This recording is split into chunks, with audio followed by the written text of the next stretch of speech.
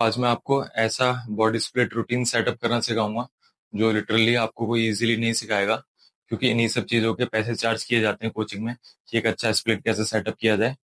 और आप में से बहुत सारे लोगों ने जेफ न्यूपर्ट का, जो बहुत ही फेमस फिटनेस यूट्यूबर है, नाम सुना होगा। और अगर किसी ने नहीं सुना है तो वो जाके यूट्यूब पे सर्च कर सकता है। मुझे लगता है वो वर्ल्ड का सबसे फेमस यूट्यूबर होगा फिटनेस में। और उसने रिसेंटली अभी एक वीडियो पोस्ट करी थी जिसमें कि उसने साल भर अपनी ट्रेनिंग करते हुए और साइंटिफिक तरीके से डेक्सा स्कैन के थ्रू, अल्ट्रासोनिक मेथड के थ्रू अपना मसल मास चेक करवा के कि मैं एक साल के अंदर मैक्सिमम कितना मसल गेन कर सकता हूँ, साइंटिफिक तरीके से अपनी डाइट को, ट्रेनिंग को और बाकी सारे पैरामीटर्स को, स्लीप वगैरह को कंट्रोल में रखते हुए, कि एक्सपेरिमेंट के तौर पे किया था कि इतना एडवांस होने के बाद भी वो कितना मसल गेन कर सकता है। और साथ में वही सेम प्रोग्राम उसके भाई ने भी, जो कि एक कंप्लीट बिगनर था, उसने भी फॉलो किया था। तो उन दोनों के रिजल्ट उसके साल के बाद उसने वो वीडियो में एक्सप्लेन करे कि क्या क्या ट्रेनिंग प्रोग्राम किस तरीके से था और क्या क्या चीजें उन्होंने करके ये रिजल्ट अचीव करे। और लगभग 2.5 पाउंड के आसपास जेफ निपट ने जो था मसल मास गेन करा एक साल के अंदर। तो उसमें जो ट्रेनिंग स्प्लिट था जेफ निपट का, जो फॉलो कर रहा था, कोइंसिडेंटली मैंने भी लगभग 6 महीने पहले सेम ट्रेनिंग स्प्लिट अपने लिए डिजाइन करा था। तो जेफ निपट जो स्प्लिट उसने बताया, उसमें अपर लोअर, रेस्ट और पुश पुल लेग्स, इसका कॉम्बिनेशन है। अब जो कोइंसिडेंस की बात है कि मैंने भी सेम ट्रेनिंग रूटीन अपने लिए डिजाइन करा था, बट मैं पुश पुल लेग्स, रेस्ट और अपर लोअर करके डिजाइन करा था। अब मैंने ये डिजाइन क्यों करा था, मैं थोड़ा सा उसे भी एक्सप्लेन कर देता हूँ। जब मैं, अगर आप लोग जो पुराने व्यूअर्स होंगे उनको पता होगा कि मैं लगभग एक साल के आसपास जो ब्रो स्प्लिट था उस पर ट्रेन कर रहा था। तो जो मेरे को अच्छे रिजल्ट्स देखने को मिले वो फ्रीक्वेंसी की वजह से थे या वॉल्यूम ड्रॉप करने की वजह से थे। तो मैंने अपनी वॉल्यूम को सेम रखते हुए और स्प्लिट को चेंज कर लिया। अब मैंने उसको पुश पुल लेग्स में कन्वर्ट करके फिर ट्रेन करना स्टार्ट करा था। ये बात लगभग 6-7 महीने पहले की होगी। तो अब मुझे अपनी रिकवरी में इशू फील हो रहा था, जैसा मेरे को बॉडी में पहले रिकवरी फील होती थी। 1-1.5 महीने बाद मुझे अपनी बॉडी थोड़ी बीटअप लगने लगी। तो मतलब रिकवरी जैसी मैं चाहता था, अब मैं एक्सप्लेन करके आपको छोटी छोटी चीज नहीं बता सकता कि जैसे जॉइंट्स फील हो रहे हैं, सेशन टू सेशन जैसा फील हो रहा है, स्ट्रेंथ जैसी फील हो रही है, और भी ऐसी बड़ी सारी चीजें स्लीप वगैरह को देखते हुए। तो रिकवरी वैसी फील नहीं हो रही थी। तो मुझे लगा कि एक्स्ट्रा रेस्ट डे ऐड करना चाहिए। और मैंने उसमें पुश पुल लेग्स, फिर रेस्ट, फिर ऐसे करके पुश पुल लेग्स करके फिर उसे स्प्लिट को चेंज कर दिया। अब ऐसा होता था कि वैसे ही आप लोगों को पता होगा कि मेरा खुद का जिम है। तो मैं 6 दिन तो वैसे ही जिम सुबह शाम जाता हूँ। और फिर मेरे को संडे के दिन भी जिम जाना पड़ रहा था, तो एक दिन का भी टाइम नहीं निकल पा रहा था, क्योंकि जब ट्रेनिंग करने जाना पड़ता है तो सारा शेड्यूल थोड़ा सा हैम्पर हो जाता है। अब जब मैं 19-20 साल का था तब एक अलग बात थी, बट धीरे धीरे करके एज बढ़ रही है तो थोड़ा सा टाइम भी चाहिए होता है बाकी काम के लिए। फिर मैंने अपना स्प्लिट चेंज करने का ट्राई करा। अब दिक्कत ये आ रही थी कि मैं किसी भी तरीके से फ्रीक्वेंसी को मैनेज करूँ तो संडे के दिन मेरे को ट्रेनिंग करने जाना ही पड़ता। तो फिर मैंने डिसाइड करा कि पुश पुल लेग्स और अपर लोअर करके मैंने इसको स्प्लिट को डिजाइन करा अपने लिए, जिसमें कि अब मुझे 3 दिन ट्रेनिंग के बाद एक दिन रेस्ट मिल रहा था, और एक बार 2 दिन ट्रेनिंग के बाद एक दिन रेस्ट मिल रहा था। तो वीक में 2 रेस्ट डे हो गए। और तो मेरे को, जब वो स्प्लिट मैंने स्टार्ट करा तो फिर मेरे को काफी अच्छा फील होने लगा और मेरी रिकवरी वगैरह भी ठीक चलने लगी। तो उसी सेम स्प्लिट को मैंने लगभग 6 महीने के आसपास फॉलो करा होगा। और अब मैं कुछ थोड़ा सा और स्प्लिट में चेंज कर रखा है। वो मैं आगे आने वाली वीडियोस में बताऊंगा कि मैं क्या कुछ एक्सपेरिमेंट के तौर पे देखना चाहता हूँ अपनी बॉडी को लेके। बट एक ही रिसेंटली मैंने लगभग 6 महीने से स्प्लिट को फॉलो करा, और उस स्प्लिट में मेरे को बहुत ही सही फील हुआ। तो मुझे लगा ये पुश पुल लेग से फार बेटर स्प्लिट है, क्योंकि पुश पुल लेग्स में जो मेरे को इशू लगते हैं, तो जो रिकवरी का पीरियड होता है वो लगभग 72 घंटे के आसपास मिलता है। अब ये है कि अगर आप बहुत अच्छी प्रोग्रामिंग जानते हैं और वॉल्यूम बहुत ज्यादा हाई साइड पे नहीं होती, तो आप ये है कि उसको फटीग को मैनेज कर सकते हैं। बट अगर आपकी वॉल्यूम भी हाई साइड है तो फिर इतना इजीली नहीं होता पुश पुल लेग्स को मैनेज करना। अब अगर मैं आपको, आपने मेरी स्प्लिट वाली वीडियो देखी होगी, अगर नहीं देखी होगी, तो जैसा कि मैंने उसमें बताया था कि ट्रेनिंग के जो 3 वेरिएबल होते हैं, या किसी भी स्प्लिट के जो 3 वेरिएबल होते हैं, इसमें ट्रेनिंग की फ्रीक्वेंसी, इंटेंसिटी और वॉल्यूम। अब इसमें हम सारे अपर साइड नहीं रखते। तो ये कि मुझे पुश पुल लेग्स की जो फ्रीक्वेंसी होती है वो थोड़ा ज्यादा हाइयर साइड लगती है, कि 4 से 5 दिन का रेस्ट मुझे लगता है कि जब आप एडवांस फेज में आ जाते हैं या इंटरमीडिएट की तरफ होते हैं तो आपको ज्यादा नीड होती है, क्योंकि आप ज्यादा हार्ड पुश कर रहे होते हैं अपने साइड्स को, जो एक बिगिनर नहीं कर रहा होता। बट ये कि जैसे जैसे जो लोग पुराने होंगे और इस वीडियो को देख रहे होंगे वो समझ पाएंगे इस चीज को, कि जैसी ट्रेनिंग हम साल, 2 साल, 3 साल बाद कर रहे होते हैं और जब 10 साल बाद कर रहे होते हैं, उस ट्रेनिंग में काफी फर्क होता है। तो इसी वजह से मैंने वो स्प्लिट खुद के लिए डिजाइन करा था।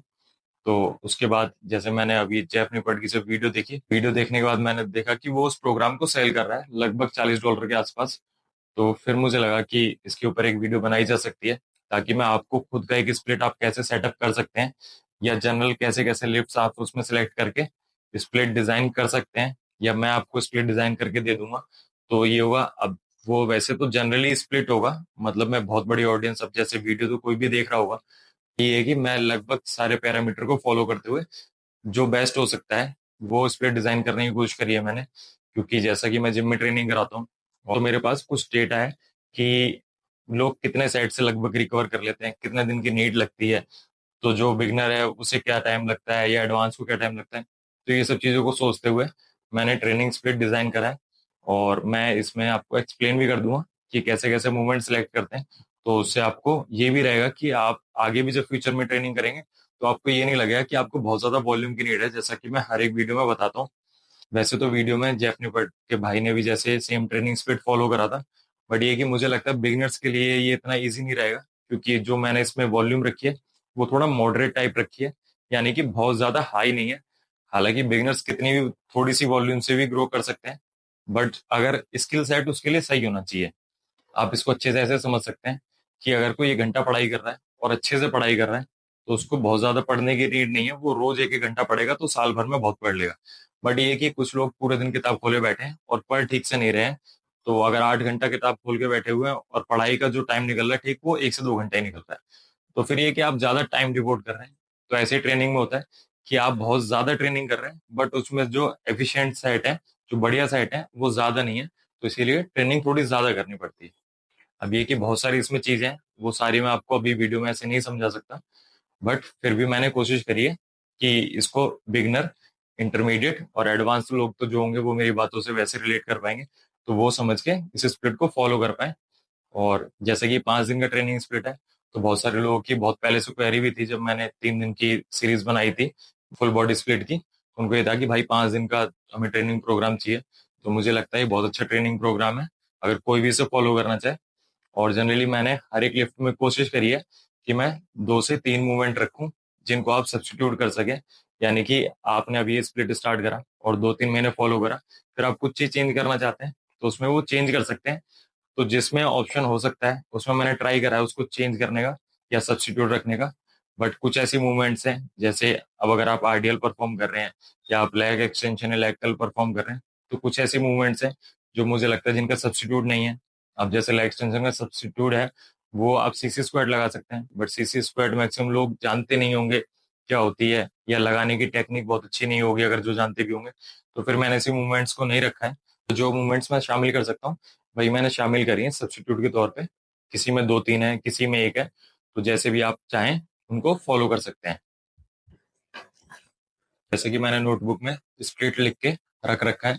अब जो मैं इसमें आपको रैप रेंज या सेट बताऊंगा, अब ऐसा कुछ नहीं है कि हार्डकोर इतनी रैप रेंज है या वही बेस्ट होती है, कि अगर किसी को आर्गुमेंटली ये लगे कि मैं इतनी रैप रेंज क्यों बोल रहा हूँ, तो वो मैं सालों के एक्सपीरियंस से बोल रहा हूँ और अपनी ट्रेनिंग के अकॉर्डिंग बोल रहा हूँ, उन लिफ्ट्स के अकॉर्डिंग बोल रहा हूँ कि कुछ लिफ्ट्स पे कितने रैप पे ठीक सी फील आती है। यानी कि अगर हम बारबेल स्क्वाट हायर रैप पे करेंगे तो लोअर बैक फटीग होना, पोस्चर की दिक्कत होना, हमारी ब्रीदिंग बहुत ज्यादा हैवी हो जाना, क्योंकि उसमें कार्डियोवास्कुलर कैपेसिटी बहुत अच्छी चाहिए होती है। तो इस तरीके के बहुत सारे पैरामीटर को इंक्लूड करके मैंने रैप रेंज रखने की कोशिश करी है। तो मैं उसी के अकॉर्डिंग आपको बताऊंगा। अब अगर आप ऊपर नीचे करना चाहें तो कर सकते हैं, बट अगर आप बिगिनर और इंटरमीडिएट है तो मैं कहूंगा जैसा मैं बता रहा हूँ वैसा फॉलो करें। और अगर आप एडवांस हैं तो बहुत सारी चीजें समझते हैं, तो आप उसको खुद भी मैनेज कर पाएंगे थोड़ा बहुत। और बाकी मैंने रैप रेंज के ऊपर भी एक वीडियो बनाई हुई है, आप जाके उसे भी जरूर देख लें, तो बहुत सारी चीजें उससे क्लियर हो जाएंगी। और एक बार स्प्लिट वाली वीडियो भी देख लें, उससे भी बहुत सारी चीजें स्प्लिट से रिलेटेड भी समझ आ जाएंगी। तो चलिए फिर स्टार्ट करते हैं। और मैं पहला अपर डे से स्टार्ट करूंगा, यानी कि आप मंडे को पहले अपर डे परफॉर्म करें, और उसमें जैसी जैसी मूवमेंट होंगी वो मैं आपको बताता जाता हूँ। और मैंने कोशिश करी है कि एक दिन में एक बॉडी पार्ट की अपर डे वाले दिन एक ही लिफ्ट रखी है, बट वो कंपाउंड हो, जिसमें कि और अलग अलग मसल ग्रुप भी टारगेट हो जाए। तो जैसे जो पहली मूवमेंट है वो फ्लैट प्रेस है, यानी कि चेस्ट के लिए। अब आप उस पे या तो बारबल स्मिथ प्रेस लगा सकते हैं, डंबल प्रेस लगा सकते हैं, या फिर आप उसकी जगह मशीन प्रेस लगा सकते हैं। अब ये अलग अलग रखने का पर्पज है कि स्मिथ में अच्छी स्टेबिलिटी है, मशीन में अच्छी स्टेबिलिटी है, डंबल में उतनी अच्छी स्टेबिलिटी नहीं है। तो उतना हार्ड पुश करने में, जैसे अब मैं मशीन पे कोई लास्ट की 1-2 रैप पुश करना चाहूँ या स्मिथ पे करना चाहूँ, तो ज्यादा इजीली कर सकता हूँ डंबल के मुकाबले। बट अब फायदा ये है डंबल का कि डंबल कहीं पे भी अवेलेबल हो सकते हैं। मशीन की क्वालिटी अच्छी है या खराब है वो मुझे नहीं पता। तो ये सारी चीजों को रखते हुए मैंने इसमें अलग अलग 2-3 ऑप्शन रखे हैं। आप इसमें से कोई भी एक चूज कर सकते हैं चेस्ट में। अब इसी के थ्रू आपका कुछ ट्राइसेप्स और आपका फ्रंट डेल्ट भी ट्रेन हो रहा है। तो इसीलिए मैंने कंपाउंड मूवमेंट्स को शामिल करने की ज्यादा कोशिश करी है अपर डे वाले दिन। अब जो सेकंड मूवमेंट है वो है वाइड ग्रिप पुलअप्स या फिर वाइड ग्रिप पुल डाउन। अब अगर आप थोड़ा बिगनर हैं, आपने अभी भी स्टार्ट करा है या कुछ टाइम हुआ है या आपका बॉडी वेट ज्यादा है, तो आप पुलअप्स इजीली नहीं कर पाएंगे या पुलअप्स की फॉर्म आपकी सही नहीं होगी, तो आप wide grip pull down perform कर सकते हैं। और अगर आप ठीक ठाक स्ट्रॉन्ग है और काफी साल से ट्रेनिंग कर रहे हैं, तो मैं ये कहूंगा फिर आप पुलअप्स को परफॉर्म करिए। अब इसमें आपके लेग्स बहुत अच्छे से ट्रेन हो जाएंगे, आपके अपर बैक भी ट्रेन हो जाएगी काफी हद तक, और आपके बाइसेप्स और आपके रियर डेल्ट्स वगैरह भी ट्रेन हो जाएंगे। तो ये हमारी सेकंड मूवमेंट होगी वो बैक की। हमारी जो थर्ड मूवमेंट है वो हमारे शोल्डर्स के लिए, डेल्ट्स के लिए शोल्डर प्रेस।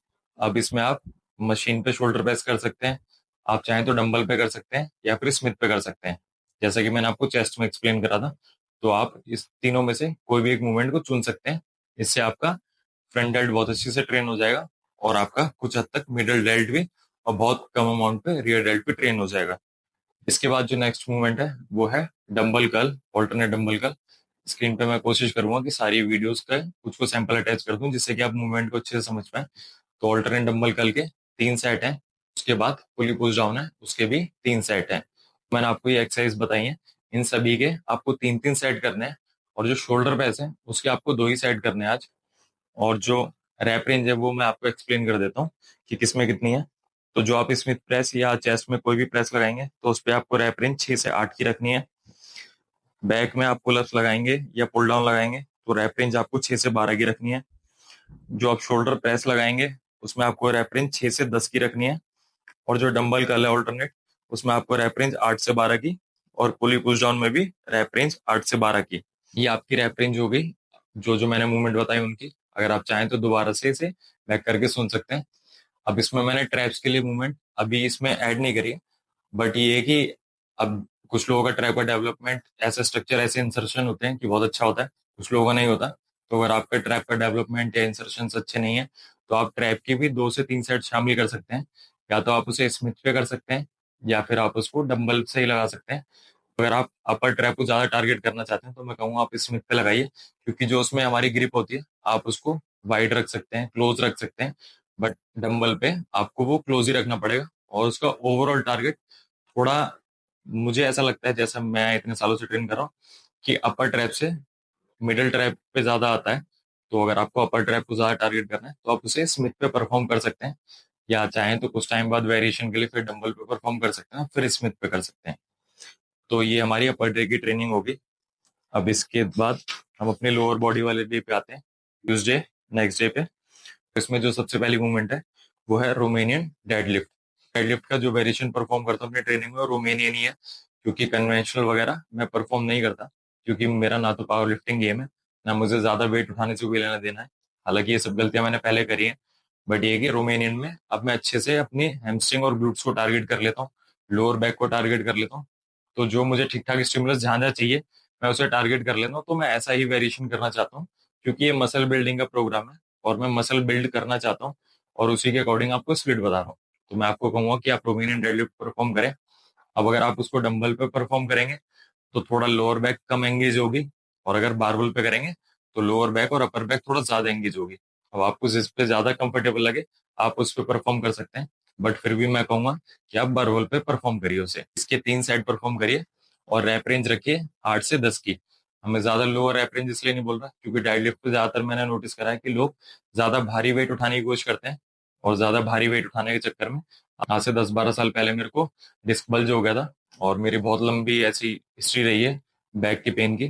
तो मैं नहीं चाहता कि किसी और के साथ भी ऐसा इशू हो, क्योंकि एल्बर्टो नूनेज एक बहुत फेमस नेचुरल बॉडी बिल्डर, उसका एक कोट है कि 1 rep doesn't make you but it can definitely break you. तो वो बात मेरे को बहुत टफ तरीके से समझ आई। हालांकि ये कोड मैंने कुछ साल पहले ही पढ़ा है, तब तो मुझे ये सब पता नहीं था। पर ये है कि ये बहुत गहरी बात है, तो अगर आप बॉडी बिल्डिंग करना चाहते हैं तो इस बात को बहुत अच्छे से समझ लीजिए। जो नेक्स्ट मूवमेंट है वो है लेग एक्सटेंशन, और उसके हमें कर रहे हैं 2 सेट और 10 से 15 की रैप रेंज के। अब इसका मेरे को कोई सब्स्टिट्यूट नहीं मिला, तो मैं वैसे सीसी स्क्वाट करी जा सकती है, बट फिर भी एक लेग एक्सटेंशन लगभग सारे जिम्स में अवेलेबल होती है। तो आप इसके 2 सेट 10 से 15 की रैप रेंज में परफॉर्म करिए। और एक बात ध्यान रखिए, मैं जितने भी आपको सेट्स बोल रहा हूँ वो आप ये मान लीजिए कि सारे या तो नियर फेलियर होने चाहिए या टिल फेलियर होनी चाहिए, क्योंकि इसमें जो वॉल्यूम है वो मॉडरेट है। इसका मतलब कि आप जो भी सेट्स परफॉर्म करें वो काफी टफ होने चाहिए, वरना आपको अच्छा रिजल्ट देखने को नहीं मिलेगा मसल ग्रोथ में। नेक्स्ट मूवमेंट है वो है बुल्गेरियन स्प्लिट स्क्वाट। अब इसमें भी हमारा ग्लूट्स और क्वाड दोनों टारगेट हो जाते हैं। तो अब आपने नोटिस करा होगा, तो जैसे रोमेनियन डेडलिफ्ट में हमारे ग्लूट्स टारगेट हो गए, और हमारी बुल्गेरियन स्प्लिट स्क्वाट में भी ग्लूट्स टारगेट हो गए, और क्वाड हमारा इसमें हो गया, और क्वाड्स हमारे लेग एक्सटेंशन में हो गए, तो हमारी लगभग थाई ट्रेन हो गई। बुल्गेरियन स्प्लिट स्क्वाट में आपको रैप रेंज रखनी है 6 से 10 की। अब इसमें जो रैप रेंज है वो मैंने लोअर साइड ही रखी है थोड़ी, 6 से 10, क्योंकि थोड़ा बैलेंस का इशू रहता है। बुल्गेरियन स्प्लिट स्क्वाट लगाना इतना ईजी नहीं है, उसके लिए अच्छा बैलेंस भी चाहिए होता है और सालों साल की प्रैक्टिस चाहिए होती है, क्योंकि मैं भी बहुत साल से प्रैक्टिस कर रहा हूँ और कई बार मेरा भी बैलेंस ऑफ हो जाता है। इसके बाद आप 3 सेट परफॉर्म करिए काफ रेजेस के। या तो आप स्मिथ पे कर सकते हैं या फिर आप लेग प्रेस पे कर सकते हैं। आपके पैर स्ट्रेट रहने चाहिए, क्योंकि जैसा कि काफ्स में 2 मसल होते हैं, गैस्ट्रोनोमिस और सोलियस। तो अलग जब नी बैंड हो जाती है तो अलग मसल एक्टिव होता है, अब नी स्ट्रेट होने पे अलग मसल एक्टिव होता है। तो मैं अगले सेशन में आपको अलग एक्सरसाइज बताऊंगा। तो ये अब हमारी 2 दिन की ट्रेनिंग हो गई, और अब इस 2 दिन के बाद हमें एक दिन का रेस्ट चाहिए। तो अब अगले दिन हमारा रेस्ट डे होगा वेडनेसडे को। और रेस्ट डे पे आपको ऐसा नहीं करना है, क्योंकि मैंने देखा बहुत सारे लोग क्या गलती करते हैं, वो डाइट ठीक से नहीं खाते, उन्हें लगता है आज तो रेस्ट डे है, अपना प्रोटीन पूरा नहीं खाते। तो आपको ठीक से डाइट खानी है, अपना प्रोटीन पूरा खाना है और ठीक से रेस्ट करने की कोशिश करनी है। अब हम बढ़ते हैं थर्सडे की तरफ, और हमारा नेक्स्ट ट्रेनिंग सेशन है पुश का। पहली मूवमेंट परफॉर्म करनी है वो इंक्लाइन पे है। तो आप इंक्लाइन पे या तो डंबल लगा सकते हैं, जैसे कि मैंने आपको बताया था फ्लैट में, या आप मशीन लगा सकते हैं, या आप स्मिथ पे लगा सकते हैं। अब आपको बस एक चीज ध्यान रखनी है कि जो आप मंडे के दिन मान लीजिए अगर आप स्मिथ लगा रहे थे, तो आप आज के दिन स्मिथ ना लगाएं, थोड़ा सा वेरिएशन रखें, या तो डंबल लगाएं या मशीन लगाएं। मतलब बिल्कुल सेम मूवमेंट परफॉर्म ना करें, कुछ थोड़ा सा वेरिएशन रखें, ताकि कुछ एंगल चेंज होने पे कुछ अलग अलग मसल ग्रुप टारगेट हो पाए। इसके 3 सेट लगाइए और 8 से 12 की रैप रेंज के। अब इसके बाद जो हमारी नेक्स्ट मूवमेंट है वो है पैक डेक फ्लाई या डंबल फ्लाई। अब जनरली तो सारे जिम्स में पैक डेक फ्लाई अवेलेबल होती ही है, और अगर आपके जिम में नहीं है तो आप डंबल फ्लाई भी लगा सकते हैं। लगभग आपको सेम लेवल का एक्टिवेशन देखने को मिलेगा अपनी चेस्ट में। और आप इसके 3 सेट्स 10 से 15 के रैप रेंज में परफॉर्म करिए। और मूवमेंट जैसा कि आप स्क्रीन पे देख पा रहे होंगे कि आपके एल्बोस थोड़ा नीचे की तरफ रहनी चाहिए और चेस्ट थोड़ा ऊपर रहनी चाहिए, ताकि आपकी ओवरऑल चेस्ट अच्छे से स्ट्रेच और कॉन्ट्रैक्ट हो पाए। बहुत सारे लोग क्या गलती करते हैं, उनकी कोहनी ऊपर की तरफ शिफ्ट हो जाती है, और उनको जो फील आनी चाहिए चेस्ट में, ओवरऑल चेस्ट में स्ट्रेच फील होना चाहिए, वो नहीं होता है। वो इसलिए क्योंकि वो जितना वेट उठा सकते हैं उससे ज्यादा वेट उठाने की कोशिश करते हैं। और इसको मैं आपको बहुत सिंपल एग्जांपल से समझाता हूँ।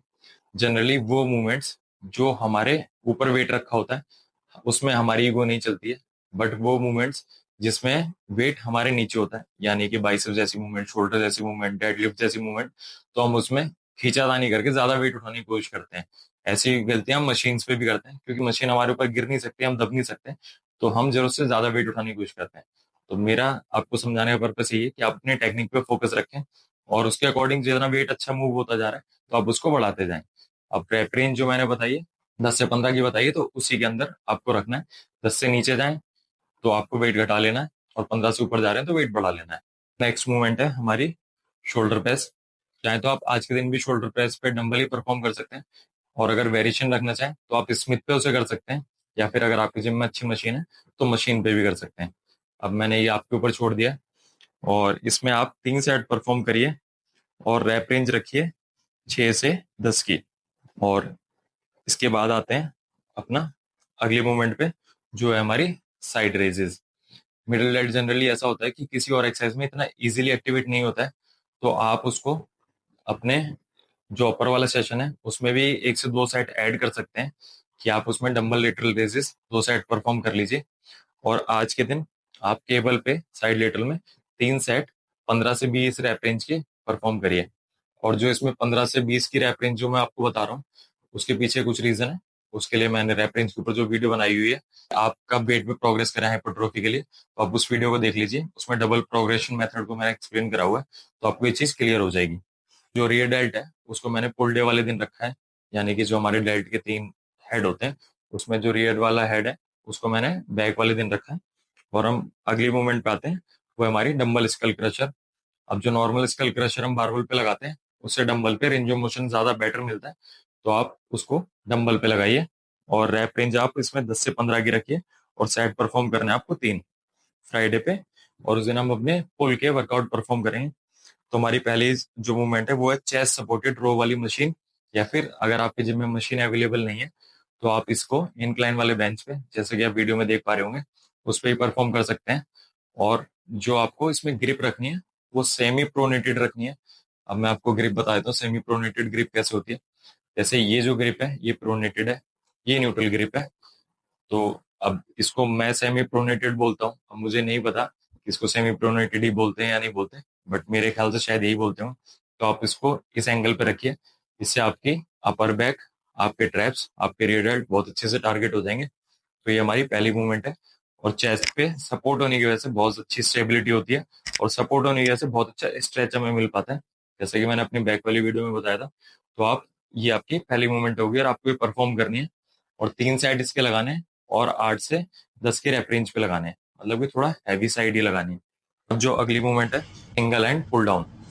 अब ये बेसिकली हमारे लेट्स को बहुत अच्छे से टारगेट करती है, क्योंकि दोनों हाथ से जब लेट्स ट्रेन करते हैं, तो जैसे कि मैंने आपको बताया है अपनी अलग अलग वीडियोस में, कि थोड़ा धीरे धीरे करके यूनिलेटरल मूवमेंट भी हमें परफॉर्म करनी चाहिए, नहीं तो मसल इम्बैलेंसेस क्रिएट होते हैं और जो स्ट्रेंथ का डिफरेंस है वो बना रहता है। और जो स्ट्रेच वगैरह हमें सिंगल हैंड वाले मूवमेंट में मिल पाता है, वो बाइलेटरल पे नहीं मिल पाता है। तो इसीलिए अगली मूवमेंट जो है हमारी, वो सिंगल हैंड पुल डाउन है।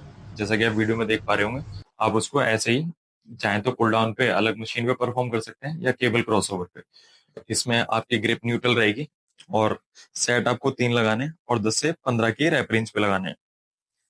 अब इसके बाद जो नेक्स्ट मूवमेंट है वो आप स्क्रीन पे देख पा रहे होंगे, अंडर हैंड केबल रो।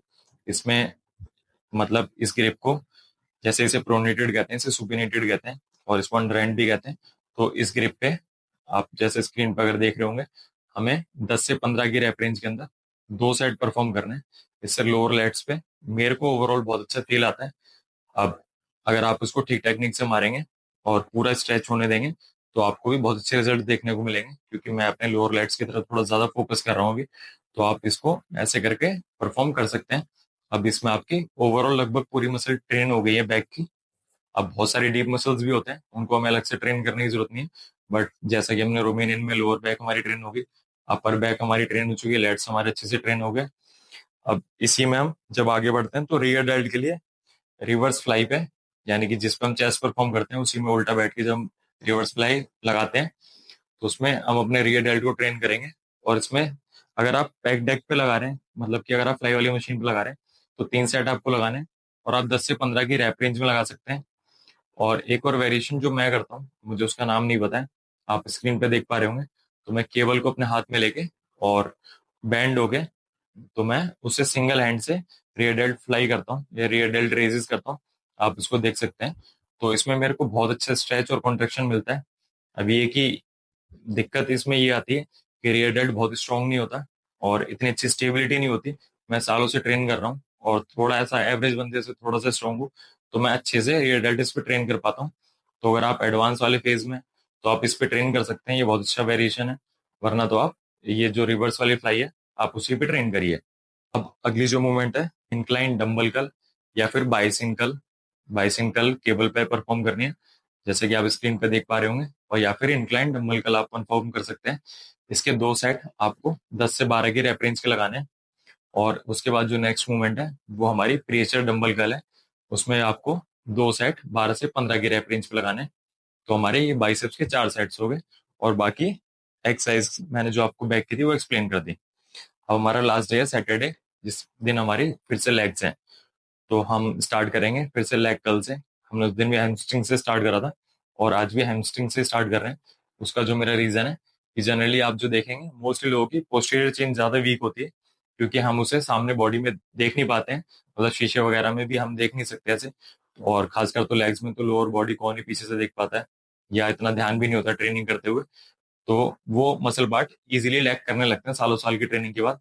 तो मैं कोशिश करता हूँ कि उन्हें जब पहले ट्रेन करते हैं, तो जब लेग्स ट्रेन करते हैं तो ऐसा होता है कि बॉडी धीरे धीरे करके फटीग होती जाती है, तो और अगर हम लास्ट में लेग कल को परफॉर्म करेंगे तो हमारी इंटेंसिटी काफी डाउन हो सकती है। तो इसीलिए मैं उसको पहले परफॉर्म करना प्रेफर करता हूँ, और मैं इसी की सलाह आप लोगों को भी दूंगा।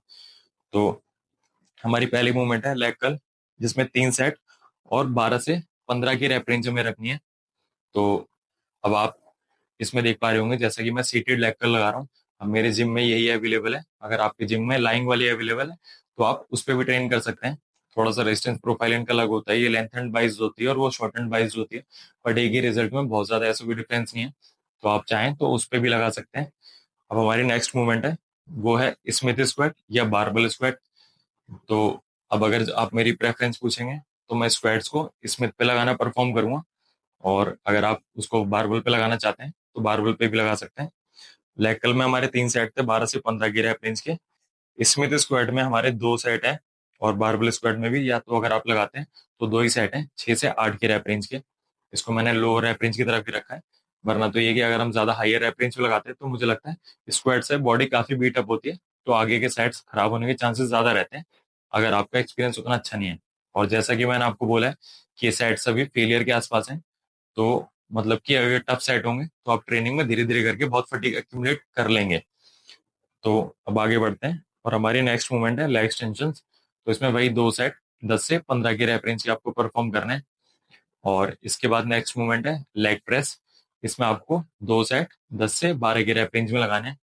अब इसमें आप स्क्रीन पे देख पा रहे होंगे कि मैं अपनी जो लेग प्रेस है वो कैसे परफॉर्म कर रहा हूँ। तो आपको कोशिश करना है कि अपनी लेग प्रेस को इसी तरीके से इसी एंगल पे परफॉर्म करना है। अपना स्टांस जो है वो लोअर साइड रखना है, मतलब प्लेटफॉर्म पे नीचे की तरफ। अगर थोड़ा बहुत आपके हील उठती हैं तो कोई दिक्कत नहीं है, बट हो सकता है आपके एंकल की अगर मोबिलिटी अच्छी नहीं है तो आप डेप्थ हिट नहीं कर पाएंगे, ना तो स्क्वाट पे और ना अपनी लेग प्रेस पे। तो आप अपने एंकल की मोबिलिटी वगैरह को इम्प्रूव करने का ट्राई करिए। आप चाहें तो इससे रिलेटेड वीडियो सर्च कर सकते हैं, या कभी फ्यूचर में टाइम मिला तो मैं भी बना दूंगा। जैसे मेरा एंकल की मोबिलिटी बहुत अच्छी है, तो मैं बहुत डेप्थ के साथ स्क्वाट परफॉर्म कर लेता हूँ और लेग प्रेस भी कर लेता हूँ, जिससे कि बहुत अच्छा नी फ्लेक्शन मिलता है, तो बहुत अच्छे से क्वाड स्ट्रेच हो पाता है। तो अब इसके आप 2 सेट 10 से 12 रैप रेंज के परफॉर्म करिए। और जैसा कि मैंने आपको उस दिन काफ के वेरिएशन में बताया था आपको स्टैंडिंग काफ रेज लगाने हैं, तो आज आपको सीटेड काफ रेजेस लगाने हैं। अब अगर आपके जिम में मशीन अवेलेबल नहीं है, दोनों पैरों के ऊपर एक एक डंबल रख लीजिए हैवी सा, और आप उस पर भी परफॉर्म कर सकते हैं। इसमें मैंने अभी कोई एप्स वगैरह के सेट मैंने शामिल नहीं करे हैं, क्योंकि इसमें कुछ कंपाउंड मूवमेंट्स भी हैं बहुत अच्छी। तो उससे ये है कि आपका कोर भी अच्छे से ट्रेन हो जाता है। बट अगर आप अलग से ट्रेन करना चाहते हैं तो आप उसे कर सकते हैं। मुझे लगता है वीडियो बहुत ज्यादा लंबी हो चुकी है, पर जो जो एक्सप्लेन करने का था वो मैंने कोशिश करा है कि एक प्रोग्रामिंग के पीछे कैसे मूवमेंट्स को सोचा जाता है, कैसे सिलेक्ट किया जाता है, कि कैसे अलग अलग मसल ग्रुप्स को हम लिमिटेड एक्सरसाइज से टारगेट कर सकते हैं, वो सब जितना एक वीडियो के थ्रू पॉसिबल हो सकता है वो मैंने एक्सप्लेन करने की कोशिश करी है। और फिर भी अगर आपका कोई कंसर्न हो तो आप मुझे मैसेज कर सकते हैं इंस्टाग्राम पे, या मुझे कमेंट करके पूछ सकते हैं। और मैंने जो आपको ट्रेनिंग स्प्लिट बताया, मैं इसको स्क्रीनशॉट लेके आप वीडियो में लास्ट पे शेयर भी कर दूंगा, तो आप उसको सेव करके रख सकते हैं अपनी फ्यूचर की ट्रेनिंग के लिए। तो चलिए मिलते हैं फिर नेक्स्ट वीडियो में। Thank you so much.